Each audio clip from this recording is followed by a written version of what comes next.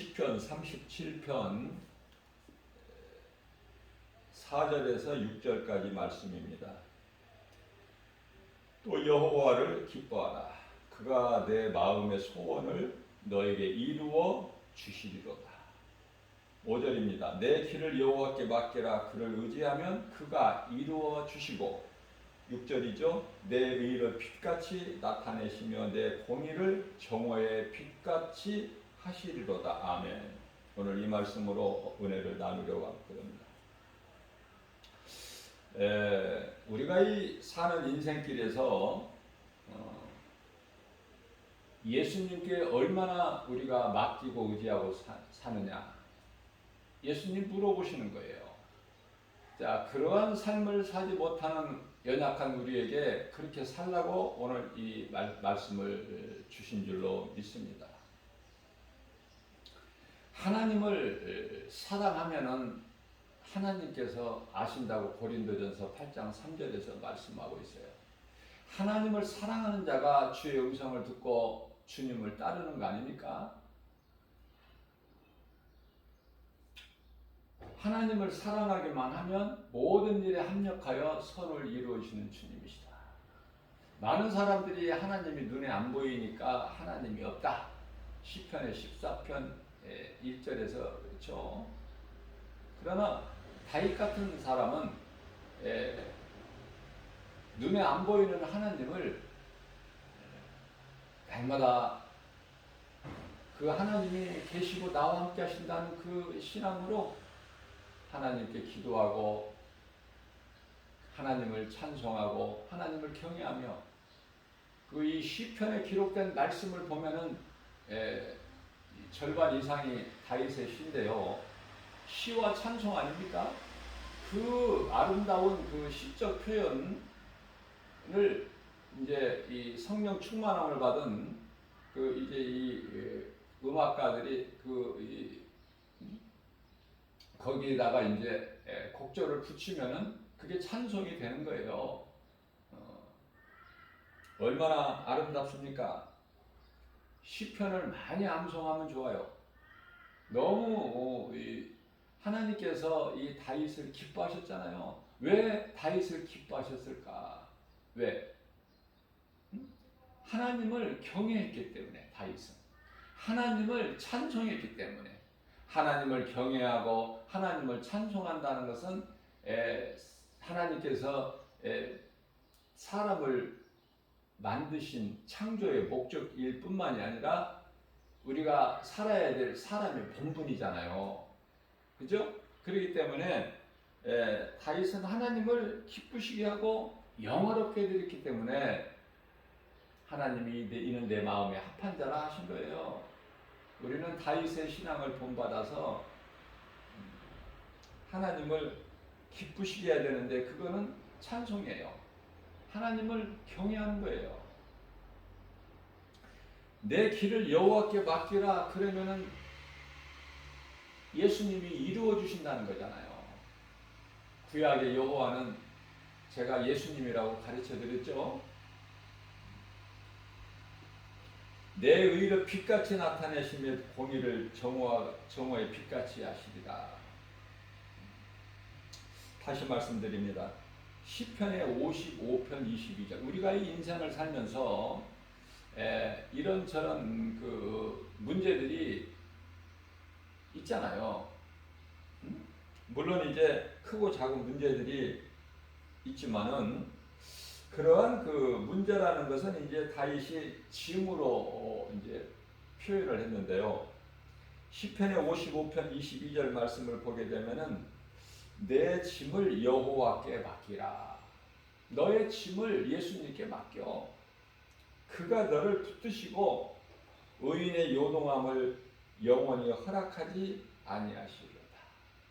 우리가 이 기도할 때요, 무슨 기도를 합니까? 가장 먼저 감사 기도해야 돼요. 감사. 시편의 50편 23절 말씀이죠.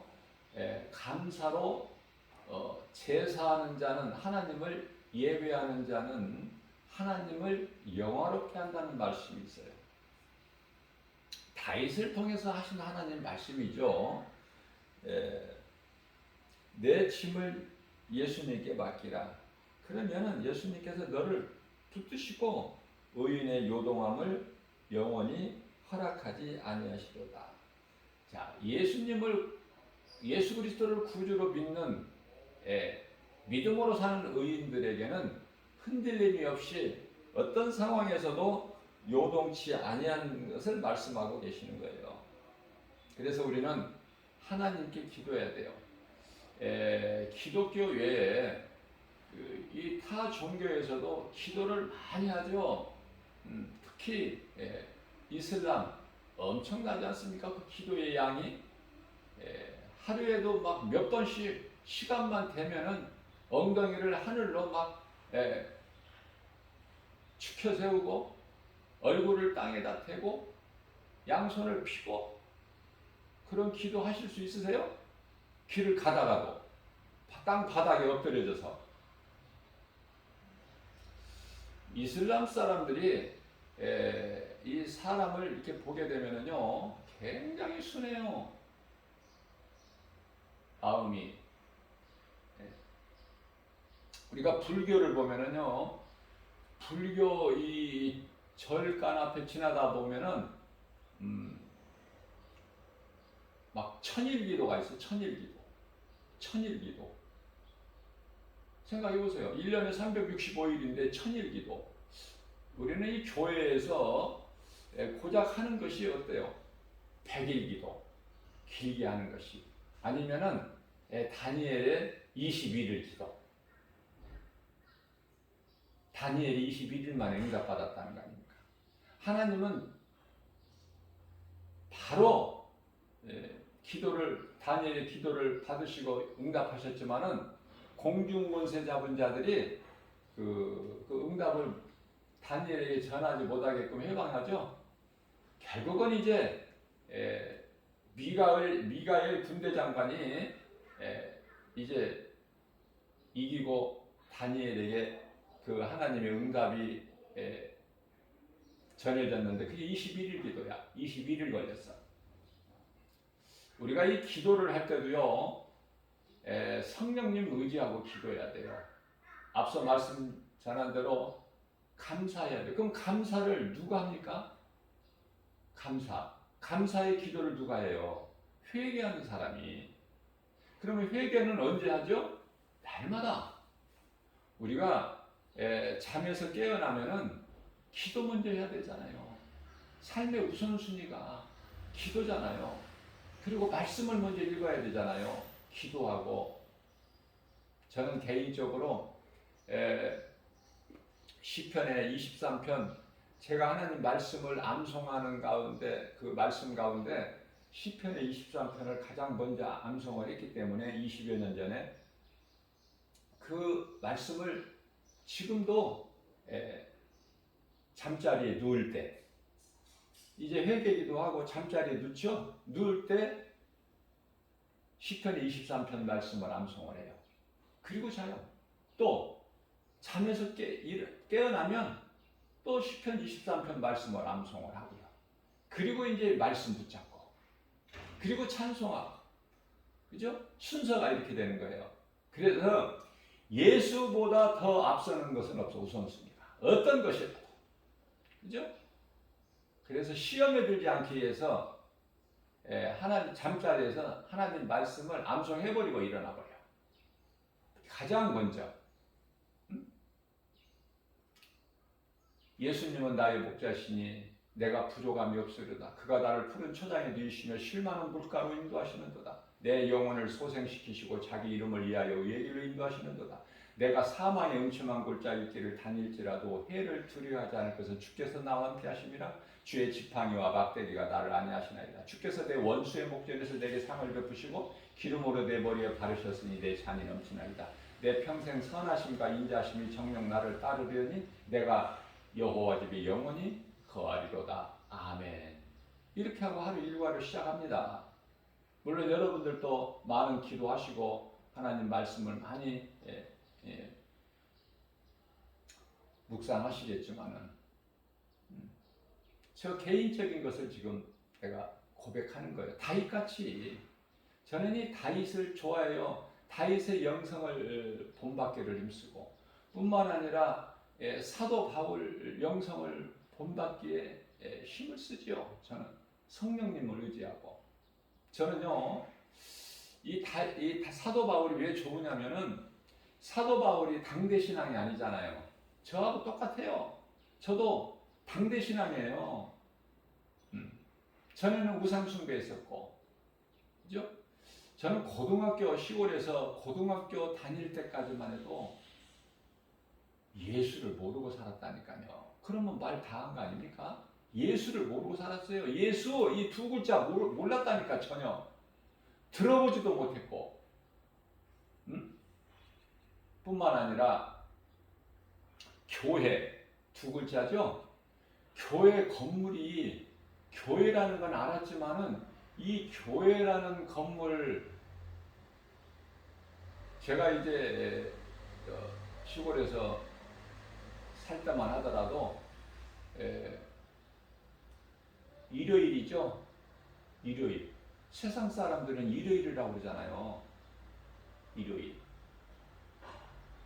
아니 교회 종소리 들어요. 교회 종소리 들었어요. 그런데 교회 앞을 하루면 몇 번씩 오고 가고 지나다녀요.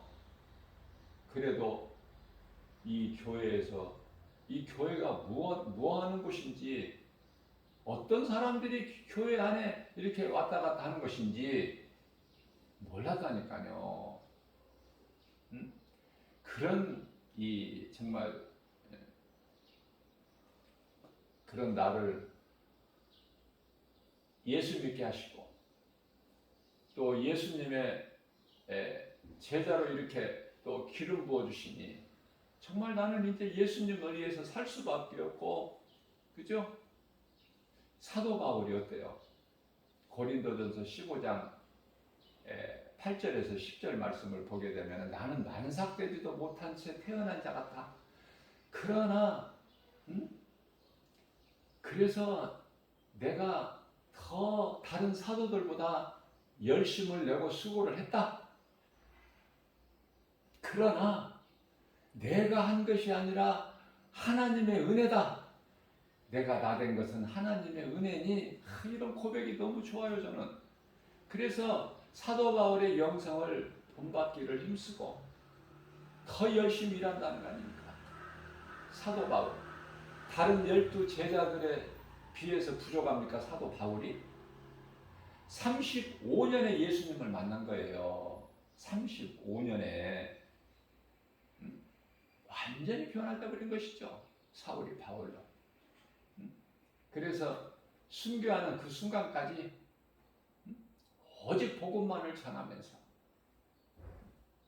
그렇게 살아온 그 사도 바울의 인생이 얼마나 아름답습니까?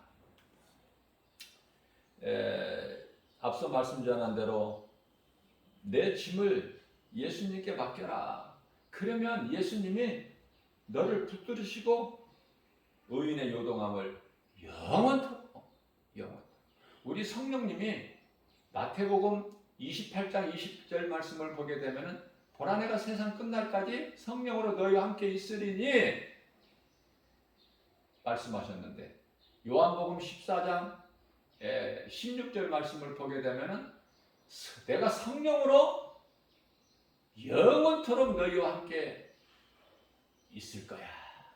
이 말씀이에요. 이 사도 요한은요 예수가 그리스도인 것을 말씀하신 거예요. 예수가 그리스도시다. 마태는 예수는 왕으로 유대인의 왕으로 오신 예수님을 묘사한 것이고 마가는 종으로 오신 예수님. 그 마가복음이에요. 누가는 의사죠? 공부 많이 한 사람이잖아요. 지식이 풍부하잖아요. 그 누가복음과 사도행전을 기록했잖아. 그래서 우리가 사도행전을 읽을 때 누가복음을 이어서 읽으면 좋아.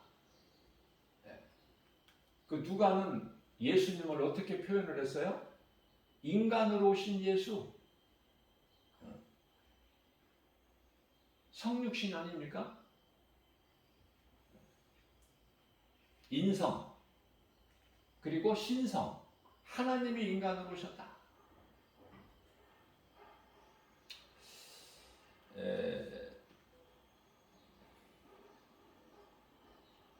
마태복음 요한복음 12장 31절 말씀을 보게 되면은 세상 임금이 쫓겨나리라. 그 말씀 선포한 것을 사탄이 제일 두려워 떨어요. 세상 임금이 마귀잖아. 이 세상 임금이 이제 쫓겨난다는 거 아니에요? 사도 요한이 선포해버렸잖아요. 쫓겨납니다. 예수님께서 사도 요한을 통해서 쫓겨나리라. 그 요한 복음에 기록되어 있는데요. 예수님께서 말씀하신 거예요. 세상 임금이 누구예요? 마귀. 요한일서 5장 19절 말씀을 보게 되면은 세상 임금이 마귀다. 세상 임금이 마귀다. 그렇게 말씀을 하고 있습니다.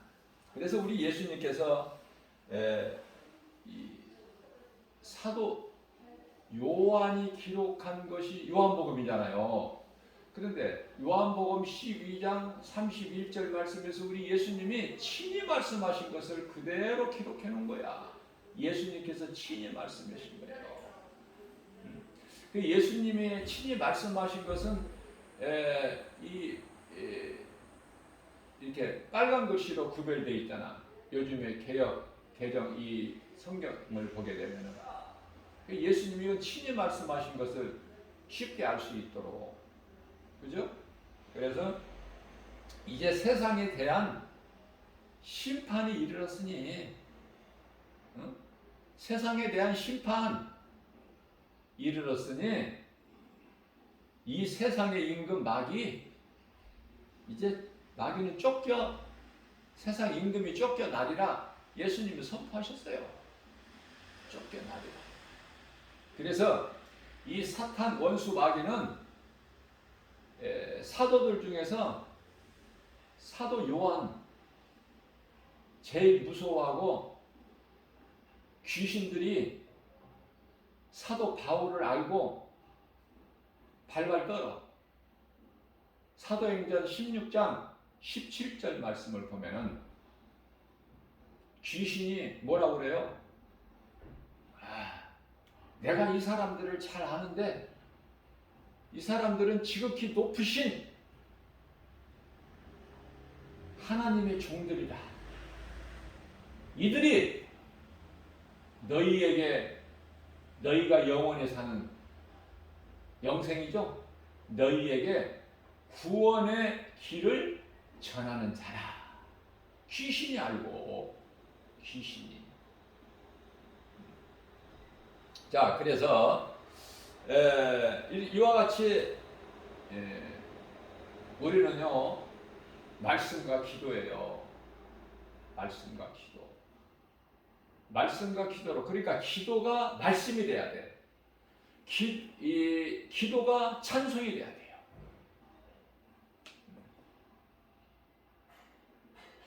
성령 충만함을 받은 그 음악 공부한 사람들이, 성령 충만함을 받은 사람들이 어때요? 성령 충만함을 갖고 이 찬송 작사 작곡 하잖아요. 불과 19세기에 1800년 중반에서 1900년 초까지 이 찬송이 작사 작곡되고 그리스도인들에게 이 찬송이 불러지게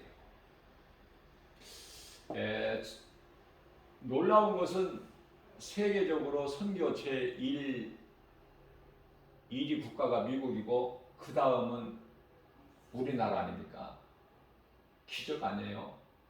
하나님 은혜 감사해야 되잖아요. 우리나라 대한민국이 얼마나 작은 나라예요. 세계 지도를 펴놓고 시력 나쁜 사람은 잘 찾지도 못해. 자, 이스라엘은 지극히 작은 민족이지만은 하나님께서 택하신 유대인이잖아.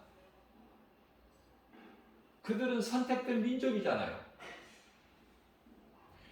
우리 예수님이 유대인으로 오셨잖아요. 우리가 유대인입니까?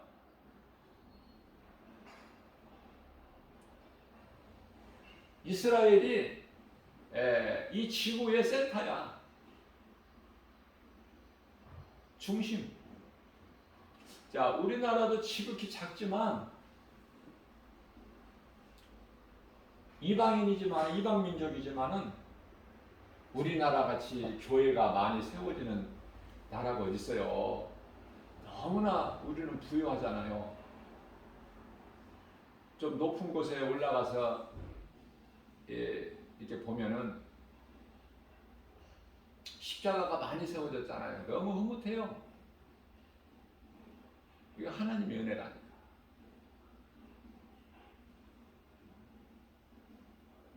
감사해야 돼요. 찬송이 저절로 나오잖아. 자, 그래서 우리가 말씀을 통해서 믿음이 자라게 되면은 우리가 전도하는 거예요. 교회에 있는 십자가가 무엇입니까? 뭘 의미하는 거예요, 십자가가? 우리는 십자가를 바라볼 때 어떻게 바라봅니까? 고린도전서 1장 18절에 십자가의 도.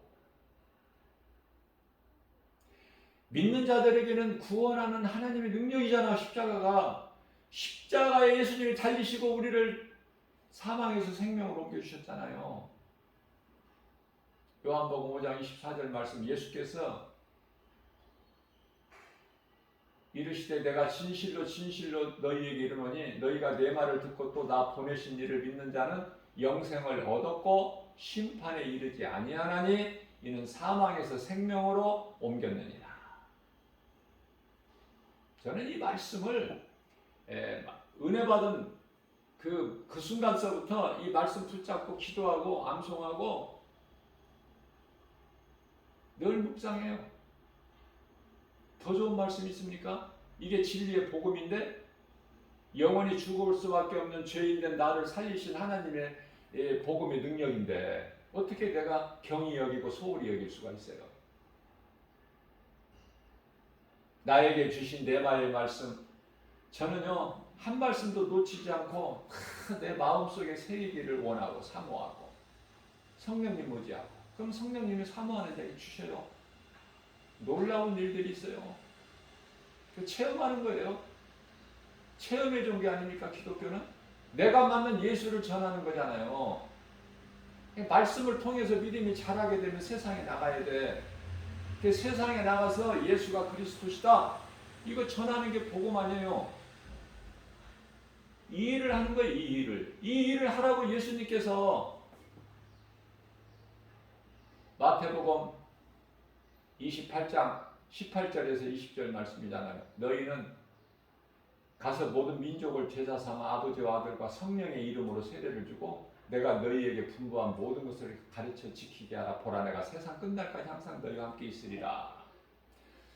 마가복음 16장 15절에서 18절 말씀입니다. 너희는 가서 온 천하 만민에게 복음을 전파하라. 믿고 세례를 받는 자들에게는 구원을 받을 것이요 믿지 않는 자들에게는 정죄함이 있으리니 믿는 자들의 이러한 표적이 따르리라. 내 이름으로 귀신이 쫓겨나며 새 방언을 말하며 뱀을 집어올리며 무슨 독을 마실지라도 해를 받지 아니하며 병든 자에게 내 손을 얹으면 나으리라. 새 방언을 말하면 이게 뭐예요? 제자들이 그냥 막 계속 방언 기도에 있습니까? 성령 받을 때 그때 한 번 한 거야. 그 방언이 뭐예요? 알아듣는 언어라니까. 지금 다른 지방에 가서 살고 있는 유대인들이 6월절에 지금 오순절이죠? 오순절 날 지금 모여서 모여 있는데 갈릴리 어부 출신들이 이렇게 자기들이 살고 있는 그 지역 지방의 언어로 말을 하니까 이게 웬일이냐? 이건 갈릴리 사람들 어부들 아니냐? 근데 지금 우리가 살고 있는 그 말로 그 언어로 지금 말하고 있지 않느냐? 알아들을 수 있는 언어예요. 말. 그거 주신 것은 복음 전하라고. 알아들을 수 있어야 되잖아요. 우리나라는 대단한 민족이다. 아무리 생각해봐도 이건 하나님의 베푸신 기적이야. 감사해야 돼. 선교 제2교가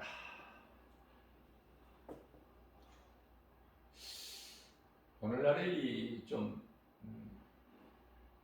일어나고 있는 현상들이 코로나19 시대를 살면서 이게 이제 장기적으로 가고 쉽게 끝나지가 않고 이렇게 되니까 대형 교회들이 이제 선교사들을 여러 나라에 파송을 하는데 선교할 수 있도록 그 재정적인 것을 좀 물질을 지원해 주는데요.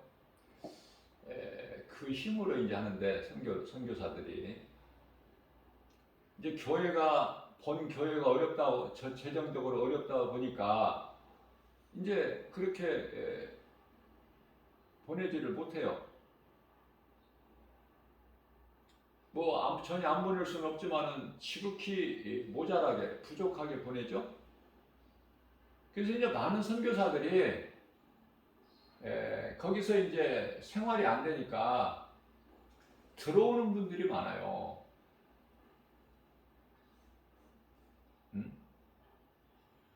저는 이러한 이 현실적인 이러한 상황을 볼 때 참 안타까워요. 밥을 하루에 한 끼만 먹더라도 어렵더라도 물질적으로 어렵다 하더라도 이건 사명이잖아. 복음 전하는 것은. 교회도 마찬가지예요. 본 교회에서도 다른 곳에 전략을 하더라도 영혼을 살리는 이 복음 전하는 이 선교사님들한테 좀 더 보내줘야 돼. 예? 아니 교회 건물을 크게만 지을 줄만 알지 돈 그냥 헌금 받아서 좋을 때 부자가 헌금을 많이 그냥 헌금통에 쿵 소리가 나게끔 넣는 거 예수님 기뻐하셨어요? 어려울 때 행하는 거야. 어려울 때 우리가 이 평안할 때는 믿음을 잘 몰라. 평안할 때는. 그러나 이제 고난을 당해보세요. 믿음이 다 드러나 버려요. 각 사람 믿음이.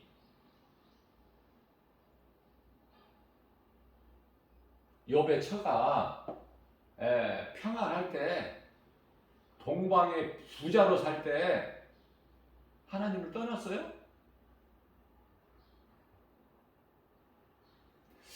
가졌던 것이 다 한순간에 없어져 버리고 날아가 버리고 그러한 상황에 처했을 때 하나님을 저주하고 떠나버리고 자기 남편 욥에게도 이래도 하나님이 있다고 믿느냐 이 어리석은 자야 하나님을 저주하고 죽어라. 잘 깨달아야 돼요. 왜 그런 말씀이 성경에 기록되어 있는지.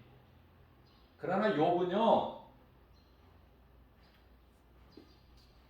욥기서 23편 23장 8절에서 9절 보면은 내가 이 어려운 환난 가운데 하나님을 찾기 위하여 앞을 봐도 왼쪽을 봐도 오른쪽을 봐도 하나님은 아니 계신다. 그렇다고 해서 욥이 하나님을 떠났나요? 믿음에서 떠나? 배신했어요? 아니에요. 왜 욥기서를 장황하게 42장까지 기록되어 있어요? 하실 말씀이 없어서 잘 깨달아야 돼. 배워야 돼요. 인생이 사는 것이 수고와 슬픔, 도 있다가 아니라 슬픔, 수고와 슬픔 뿐이다.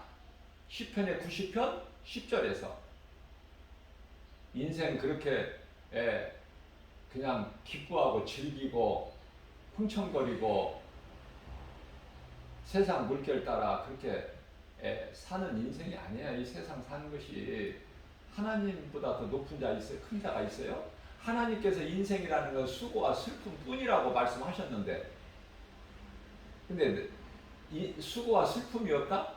양 세상이 이렇게 좋은데 이런 사람들, 하나님을 모르는 사람들, 창조의 목적대로 살지, 사람의 본분대로 살지 못하는 인생들, 수많은 인생들.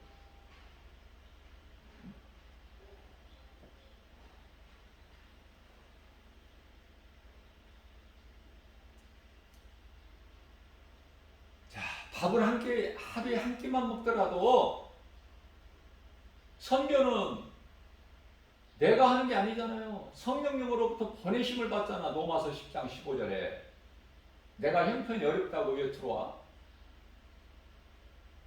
왜 들어와요? 형편이 좋을 때는 나가고 형편이 어려우면 들어오는 거야 이게? 고난을 견뎌야죠. 내가 좋을 때, 편안할 때, 여유가 있을 때 예수야? 복음이고, 내가 힘들고 어려울 때, 형편이 어려울 때는 아니야? 사명이에요. 복음 전하는 건 사명이다. 죽어도 해야 돼. 어떤 상황에서도 흔들리지 말고, 이게 복음의 능력 아니에요.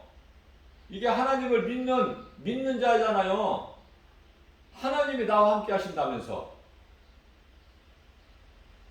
나의 환경과 형편과 처지를 다 아시는 하나님을 믿는다면서. 다른 데 전략하고 선교사님들한테 그 얼마나 열악하고 힘듭니까? 다른 데 전략하더라도 보내줘야 돼요. 또 보내주는 돈이 본교회에서 보내주는 돈이 적더라도 선교사는 인내하고 참고 견디고 눈에 보이는 세상 환경을 이기고 하루에 한 끼만 먹더라도 복음 전해야죠. 타민족에게 복음 전하려고 나가는 게 선교사 아니에요?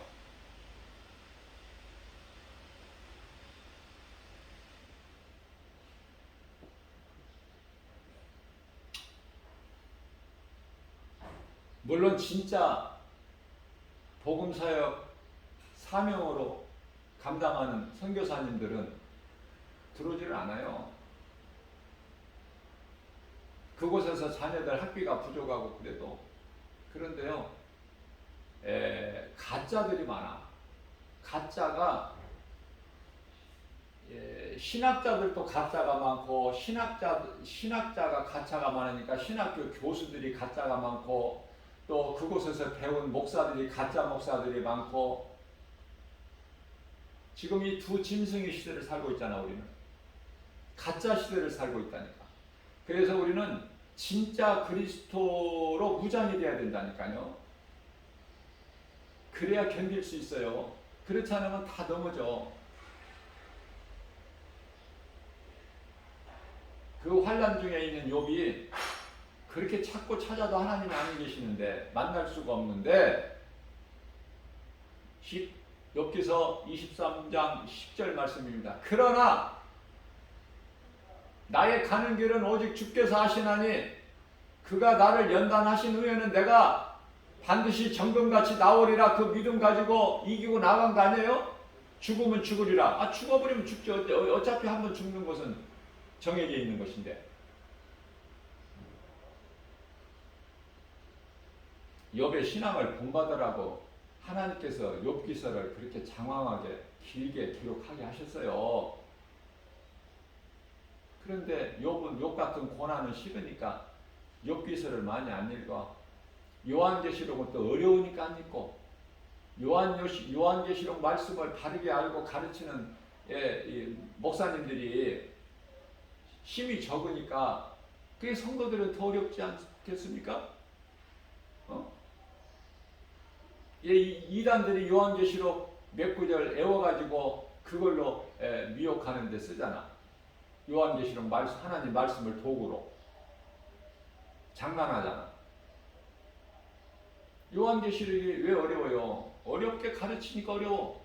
쉽게 가르치면 그렇게 쉬워. 하나님은 내 짐은 쉽고 가벼운이라고 그러셨지, 내 멍에는 쉽고 가벼운이라고 그러셨지, 하나님이 언제 무겁고 어렵다고 그러셨어요?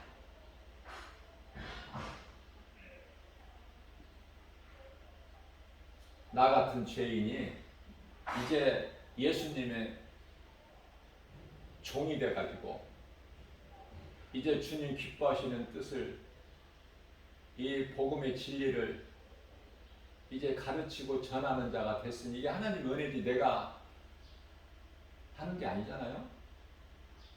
그래 나는 눈물나게 감사가 넘치고, 말씀 속에서 하나님을 만났기 때문에 감사가 넘치고, 내가 사는 것은 주님을 위해서 살고 나는 주님 것이고 이미 나는 주님께 내 마음이 확정되고 확정되었사오니, 이 다윗의 신앙 아닙니까? 시편의 57편 7절 주여 내 마음은 이미 주님께 확정되었고 확정되었사오니, 사도 바울이 이 신앙을 본받아서 로마서 14장 8절에서 그러므로 나는 사나 죽으나 주의 것이로 소위 주의 것임을 나는 마음으로 믿고 입술로 시인합니다. 시기하고 질투하지 말고 그 영성을 본받는 자가 돼야 돼요. 겸손하게. 나보다 많이 알면은 시기하고 질투해버려. 아주 못된 이 습관을 가지고 있어요. 그 이 사탄이 주는 그 못된 습관, 시기 질투, 그 마음을 예수 이름으로 떨쳐버려야 돼. 그래야 도전을 받을 수 있어요. 도전하는 거예요. 엘리사 같이 나는 갑절에, 스승님보다 갑절의 능력을 나는 하나님께 받기를 원합니다. 엘리야가 이제 하늘로 올라가기 전에 네가 원하는 걸 나에게 말을 하라. 엘리야가 그럴 때 나는 스승님의 그 능력보다 나는 갑절의 능력을 받기를 원하나이다. 엘리야가 네가 참 어려운 것을 구하는구나. 대단하구나. 그러나 내가 믿음 가지고 구하는 것 너에게 이루어지리라. 그 엘리사가요 놀라운 일들을 많이 행하잖아요. 엘리사가 엘리야보다, 엘리야는 3년 반 만에 3년 반 동안 비를 이스라엘 땅에 안 내리지 않게 기도해서 됐고, 또 3년 반 만에 기도해서 갈멜산에 기도해가지고 3년 반 만에 이스라엘 땅에 비가 내려오게 했고, 뭐 큰 거 그거 아닙니까? 그거 그린 시냇가에 하나님이 감춰놓으시고 거기서 뭐 먹게 하시고 물이 마르니까 이제 없으니까 저 사르밧 땅에 과부에게 보내셔서 또 그리 가고 뭐 있어요? 그 사르밧 과부의 아들이 죽으니까 또 살리고, 그죠? 뭐 크게 보면 그래요. 그러한 엘리야가 이제 아합왕과 함께 왕궁에 와서 대우받고 살 줄 알았어. 왜냐면은 선지자 이 바알 선지자, 아사라 선지자 850명과 싸워서 850대 1로 싸워서 이겼잖아. 하늘에서 비를 내렸잖아. 그 대우받고 왕궁에서 편하게 살 줄 알았는데 이세벨이 네가 내 선지자 죽인 것 같이 내일 이맘때 내가 너도 죽이리라. 그 말 한마디에 그냥 주랭랑을 놓고 그냥 광야까지 하루쯤 도망가서 노백나무 앞에 팍 앉아서 밑에 퍼즐을 앉아가지고 이제 죽기를 원했잖아요. 엘리야 기도가 뭐예요? 이제 나를 데려가소서. 나는 열심히 특심이 오니 나는 이제 할 수 있는 데까지 다 했으니 누가 했다는 거야 지금? 엘리야가 했다는 거야. 내가 하니까 포기해버리지. 사도 바울은 빌립보서 4장 13절에 나는 할 수 없으나 내게 능력 주신 자 안에서 나는 무엇인지 할 수 있다는 그 믿음 가지고 나온 거예요. 확신 가지고.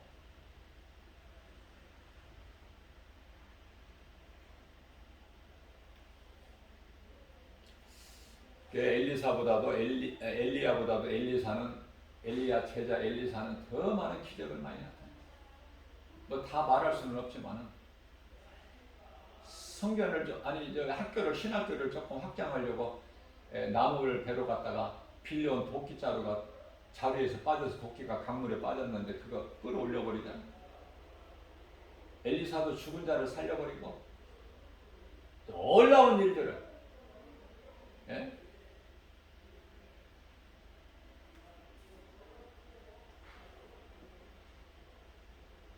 믿음대로 된 거예요. 눈에 안 보이는 하나님,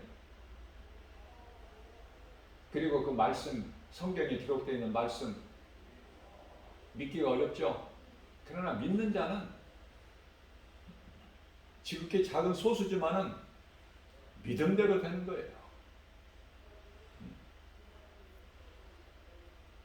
나 같은 죄인을 살리신 예수님, 나를 구원하시는 것만 해도 은혜가 넘치는데 이제 예수를 증거하는 복음 전하는 전도자, 그게 내가 한 거냐고 말해요. 내가 나 된 것은 하나님의 은혜라. 고린도전서 15장 8절에서 9절. 만삭되지 못한 그런 나에게 하나님의 은혜가 임하니, 디모데전서 1장 15절 말씀, 나는 죄인 중에 괴수. 교회를 핍박했잖아.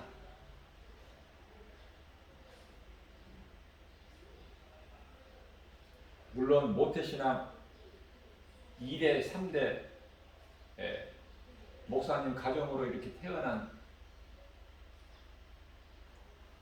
그러한 모태신앙 목사님들은 그래도 뜨겁지는 않아도 그래도 그 믿음에서 뭐 벗어나고 그러진 않냐고 꾸준하게 그냥 그 신앙의 가문을 이어가지만은, 우리 사도 바울 같은 경우에는 정말 늦게 예수님을 만나고 인생이 변화돼 버려서 어때요? 생명까지도 아끼지 않냐죠.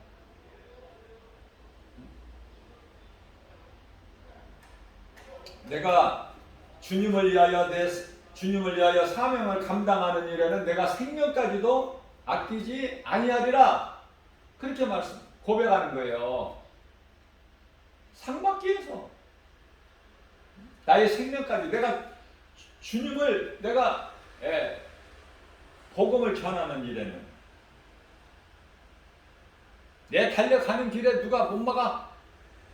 그 고백 아니에요? 사도행전 20장 24절에서 내가 달려갈 길과 주 예수께 받은 사명, 은혜의 복음을 내가 증언하는 일에는, 예수님을 내가 증거하는 일에는 나의 생명조차도 조금도 아끼지 아니하리라. 마지막 때를 사는 저와 여러분들, 사도 바울의 신앙을 본받아서 말로만 마지막 때가 아니라, 제가 어제 주일 예배 시간에도 설교했지만은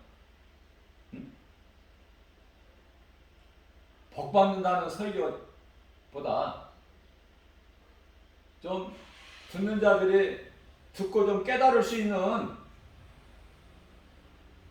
마음이 막 찔릴 수 있는, 내가 회개할 수 있고 막 믿음이 자랄 수 있는 그러한 복음의 메시지가 더 중요하지 않을까.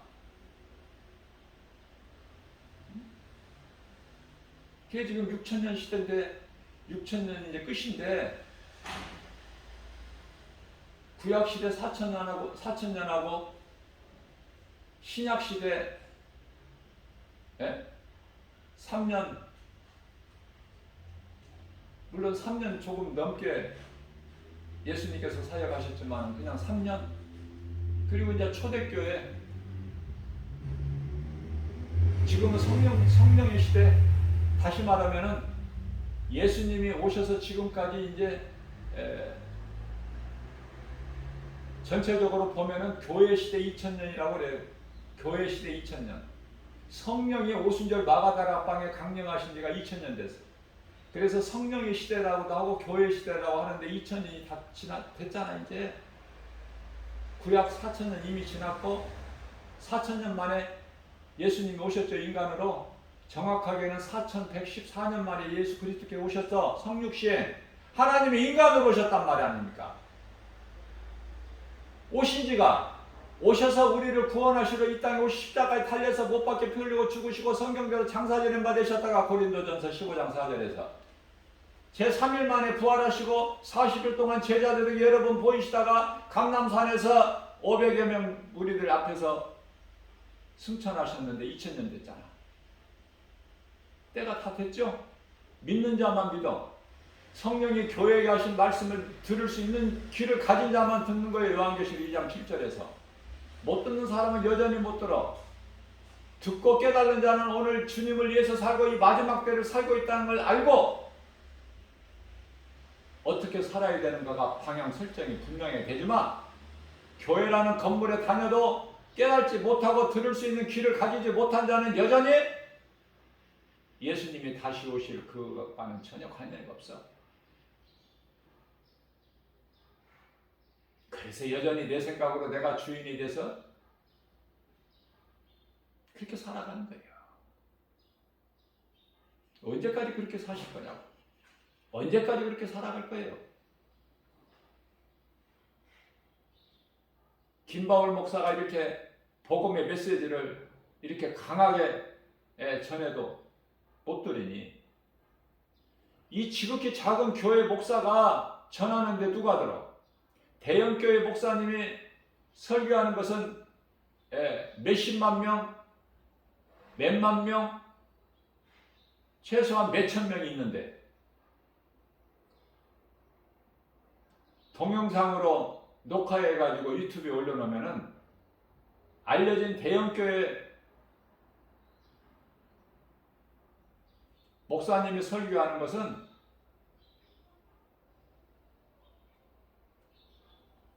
몇십만 명, 몇만 명, 몇천 명. 그런데요, 그러면 그만큼 거기에 간절함과 뜨거움이 있느냐? 들어보면은 성도들이 들어야 될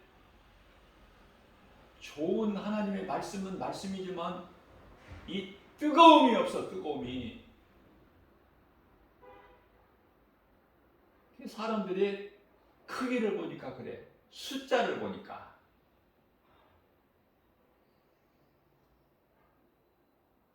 나다나엘이 빌립에게, 빌립이 나다나엘에게 예수님 만나보라. 그리스도시니라. 만나봐. 인도할 때 나다나엘이 이런 나사렛 같은 촌동네에서 무슨 선한 것이 날 수 있겠느냐?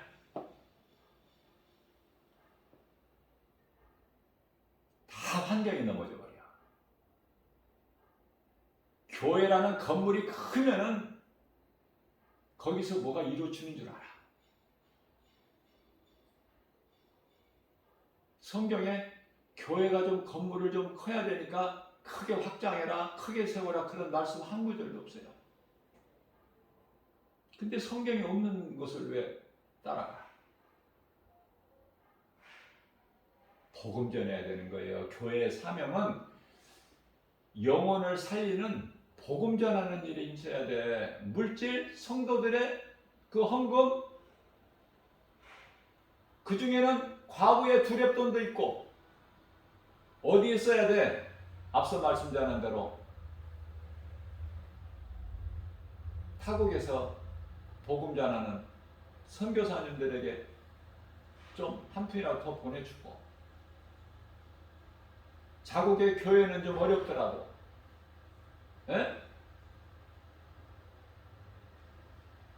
주머니 채우지 말고 배불리려고 하지 말고 영혼 살리는 일에 힘써. 교회가 영혼 살리는 이 사명을 감당해야 돼요. 그게 그 사명을 안 하니까 교회가 다 죽어버린 거야 지금. 예? 빛과 소금의 사명을 감당하라고 예수님 하셨는데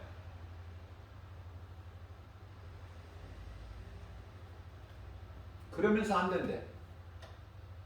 그러면서 교회가 어렵대. 그동안에 그만큼 교회가 물질적으로 풍성했으면 됐지. 그만큼 교회 확장하고 됐지. 얼마나 뭐를 더 바라는 거예요. 물어보고 싶어요.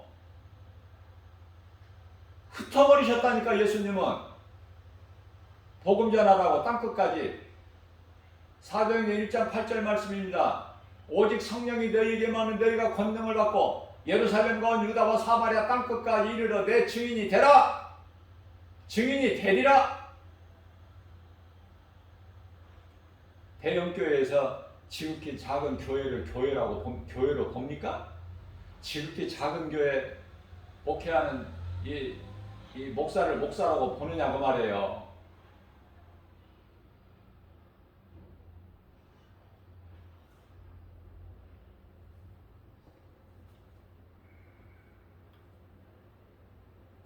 거기에 흔들리지 마. 환경에, 건물 크기에, 숫자 많은 곳에 기대한 만큼 없어. 말씀 붙잡아야 돼. 지극히 작은 교회라도 말씀 붙잡아야 돼요. 말씀이 우리에게 영원한 생명이잖아요. 잠시 후면 이제 교회라는 건물도 없어져. 다시 말하면은 성전은 이제 사람 손으로 지은 세상 건물이 아니라 믿는 자 몸이 성전이야. 고린도전서 3장 16절에 고린도전서 9장 19절에서도 성전이 무엇인지 알고 신앙생활 해야지. 언제까지 교회 건물 안에 다 없어진다니까. 이제 예배도 없어지고 예배도 못 드려. 갈급한 자들은 내 몸을 성전 삼고 어느 곳에서나 예수님께서 어느 곳에서나 전하셨잖아. 빈들이나 광야나 산이나 바닷가나 베드로 배에 오르셔서도. 예?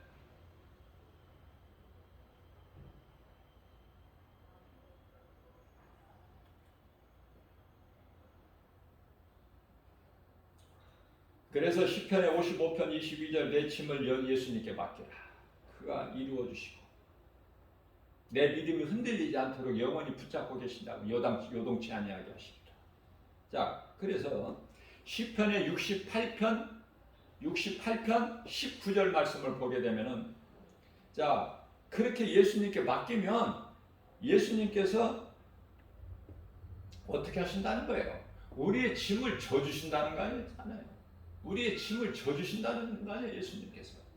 내 짐을 여호와께 맡기면 시편의 66편 19절에서 날마다 우리 짐을 져주시는 예수님.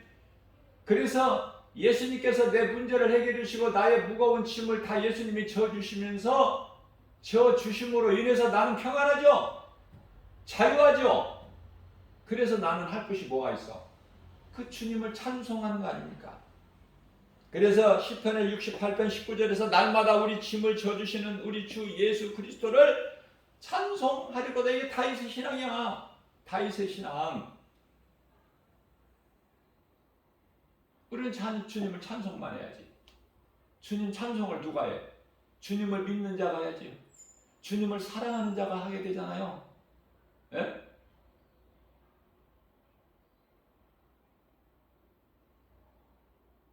시편의 103편의 1절에서 5절 내 영혼아 여호와를 송축하라. 이것도 다윗이야. 다윗이 자신에게 내 영혼아. 왜 영혼이 중요해? 예수님께서 하나님이신 예수님이 아들로 예수로 이 땅에 오셔서 십자가에 달리신 것은 우리 육체를 살리시고 우리 뭐 육신에 병든 것이나 고치시려고 오신 것이 아니라 우리 영혼을 살리시기 위해서 오신 거예요. 요한복음 6장 63절에 내가 살리는 것은 영이요 육은 무익하니라. 그래서 다윗이 이 말씀 붙잡고 예수님이 십자가에서 살리신 그 영,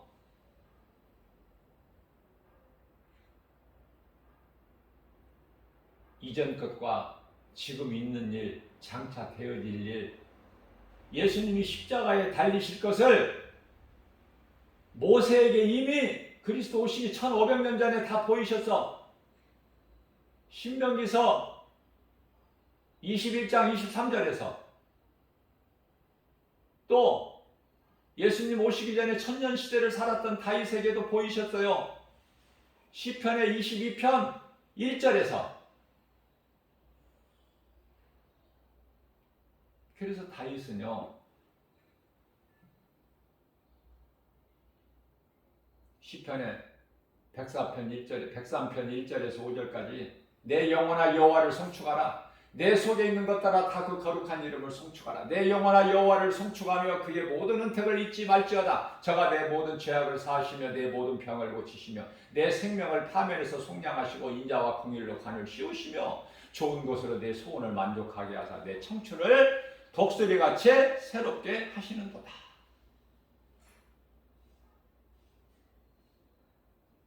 아멘이죠? 지금 누구에게 하는 거야, 누가? 다윗 자신에게. 그러면서 독수리 같은 새 힘을 얻는 거예요. 주님을 경외할 때, 앙망할 때 힘을 주시는 예수님.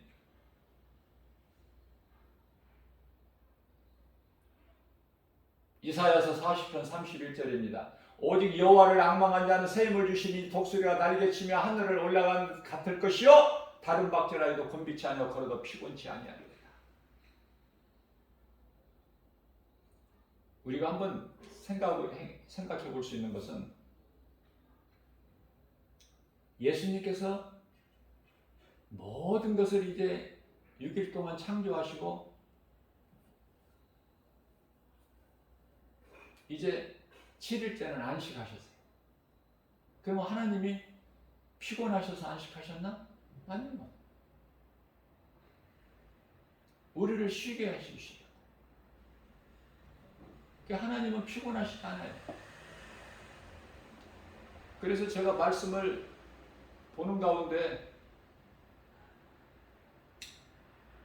이사야서 40장 28절 말씀을 보면 하나님은 피곤치 아니하신다는, 곤비치 아니하신다는 하나님이라고 말씀하고 있어요.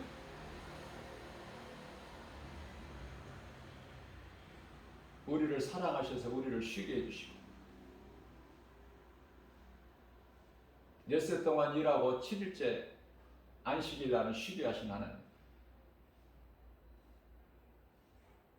세상은 다 사람들 방법과 지식과 경험으로 다 이 모양 저 모양으로 바꿔버리지만은 그럼에도 불구하고 하나님 은혜에 감사하는 것은 저는 그렇게 생각해요. 지금 우리가 이 주일만 쉬다가 토요일도 쉬잖아 지금은. 그런데 우리가 주일을 지키는데 하나님을 예배하는데 안식일에서 주일로 바뀌어버렸어. 안식일이 토요일에서 주일로 바뀌어버렸어. 그러니까 토요일도 쉬고 주일도 쉬고 이게 하나님의 은혜인 것 같아요.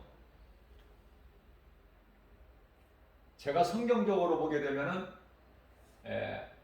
구약시대 안식일이 없어진 게 아니에요.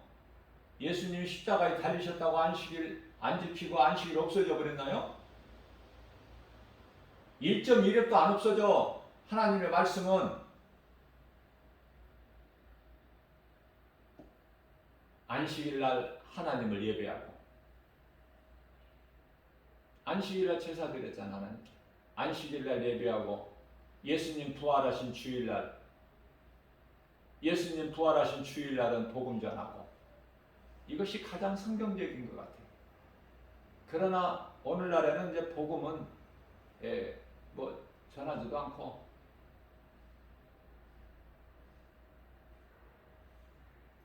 예배를 이제 우리 예수님 부활하신 것을 기념하여 주일날 예배 드리는데, 우리는 날마다 하나님을 예배해야 되는 거예요. 주일날만 예배 드리는 게 아니야. 예?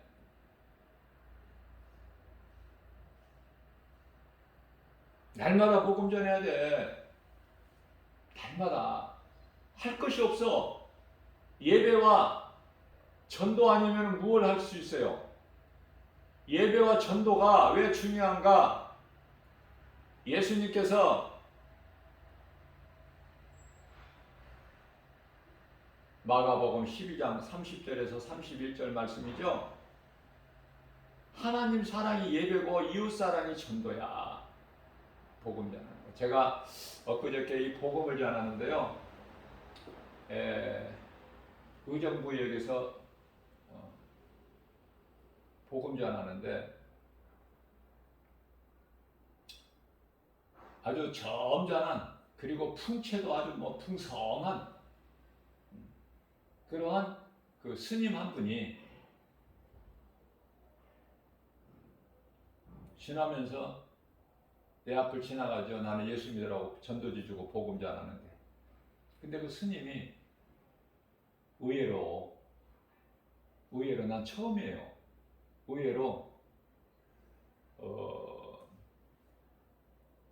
스님 된 지가 오래된 것 같은데, 그래도 몇십 년 된 것 같은데, 영혼의 갈급한 걸 느낀 것 같아요.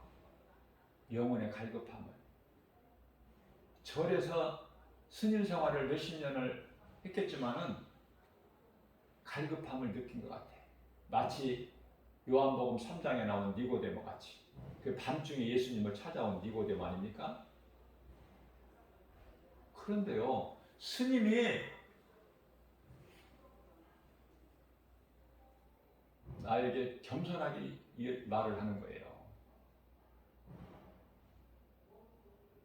저도 한 장 주십시오.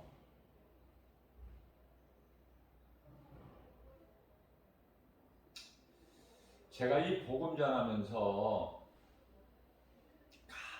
이렇게 자주 만나는데요.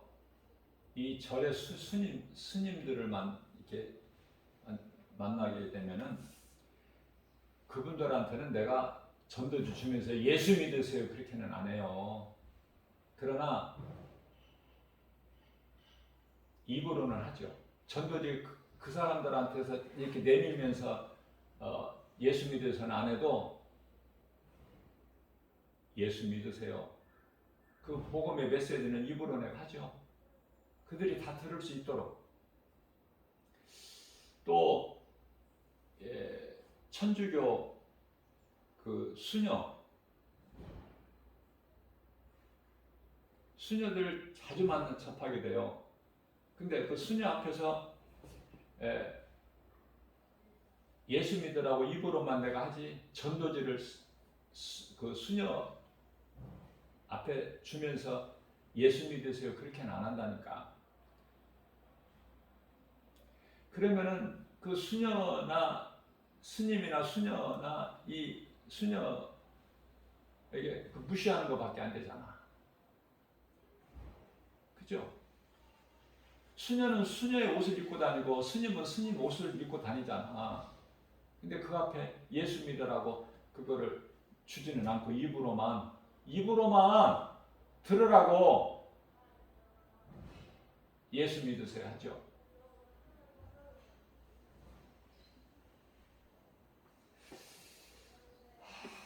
나는 그 스님 이 전도지 겸손하게 받아가지고 가는 그 정말 그 진솔함에 대해서 나는 날마다 잊어버리질 않아요.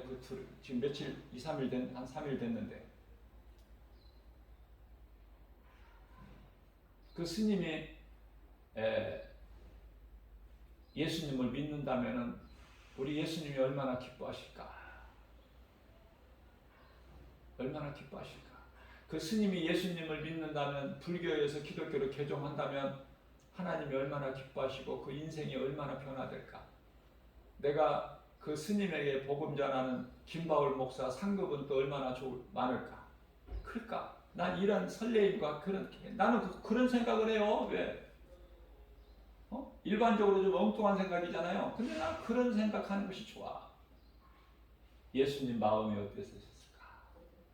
예수님 마음이 호세아에게 하셨던 것처럼 그 상황 그대로 네 마음이 창녀를 돈 주고 사오게 하시더니 그걸 아내로 삼아라, 결혼하라? 자식까지 낳는데 또 사창가로 또 가. 또 사오라는 거야. 하나님은 또 사왔어. 네 마음이, 내 마음이 지금 네 마음이야. 호세아야, 알겠느냐? 내 백성들이 참도 음란하고 우리 하나님 마음을 좀 이렇게 헤아릴 수가 있어야 돼요. 그리스도인은.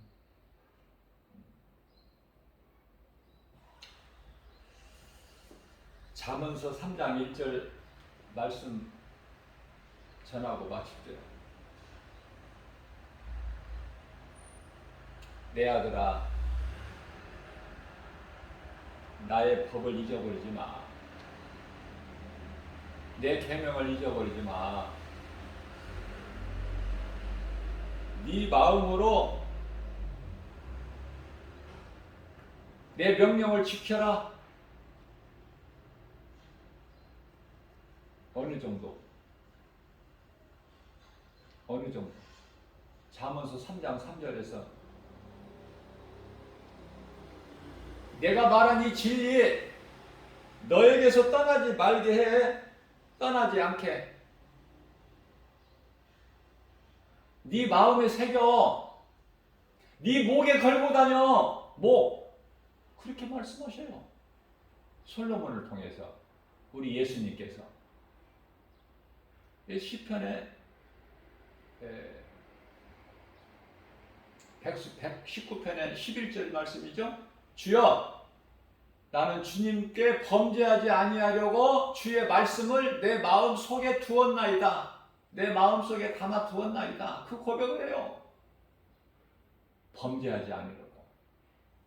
말씀이 없으면 시험 들고 자빠지고 실족될 수가 있습니까? 하나님의 말씀을 든든히 내 속에 두었나이다. 이 다윗 아닙니까? 자, 그러면 2절 말씀을 보게 되면은 잠언서 3장에 지금 2절 말씀을 보게 되면 그리하면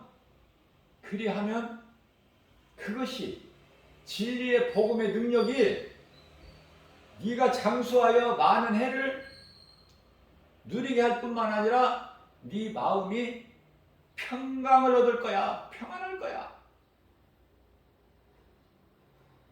복 주세요. 내 마음을 평안하게 해주세요. 이런 기도할 게 뭐가 있어요? 하나님 말씀은 내 속에 담으면 되는데, 내 목에 걸면 되는데, 내 목에 걸으라고 예수님 말씀하신 것은 목은 생명을 뜻하는 거야. 생명을 상징하는 거 아닙니까? 목에다 걸으라는 거예요. 생명같이. 그 말씀인 거예요. 그렇게 사는 것이 전도서 12장 13절의 사람의 본분이고, 하나님께서 속히 오셔서 너희가 은밀한 중에 행하는 모든 것을 다 행한 대로 갚아주신다고 그러잖아요. 애국 땅에 내려졌던 10가지 재앙으로 인하여 이제 하나님께서 결론을 내리시죠. 그것이요, 6월절이야. 하나님의 어린 양의 피, 하나님의 어린 양의 피는 끝나는 거야. 모든 것이. 그래서 그 피를 믿음으로 피로 깨끗해진 자들은 살고, 다시 말하면 구원의 날이에요. 하나님의 어린 양의 피가 발라지는 날에, 하나님의 어린 양이 십자가에 달려 죽으시는 날에 믿는 자들에게는, 이스라엘 백성들에게는 구원의 날이야. 애굽의 종에서 풀려나오기가 자유를 얻어. 그러나 애굽 사람에게는 그 날이 그리스도 십자가에 달리시는 날, 어린 양의 피 흘리는 날, 애굽 사람들에게는 심판의 날이 되는 거예요.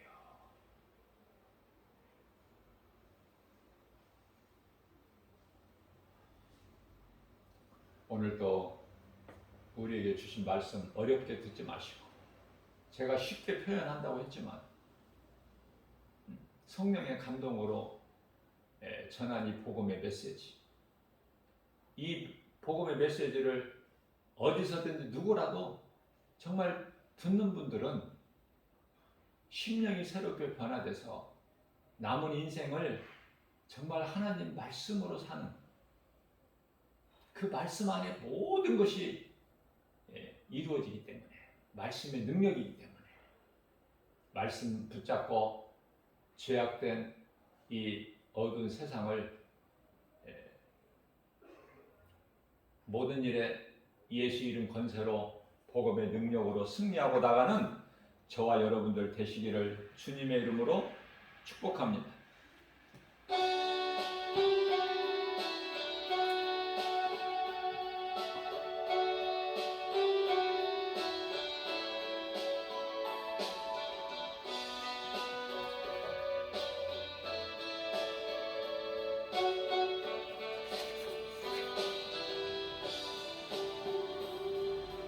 마음을 다하고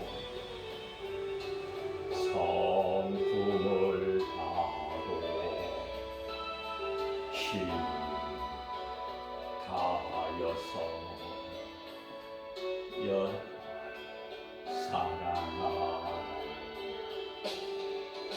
내게 준 계명을 마음에 새기고 부지런히 이웃에게 전하여라. 그러면 내가 짓지 않은 큰 집을 주리라.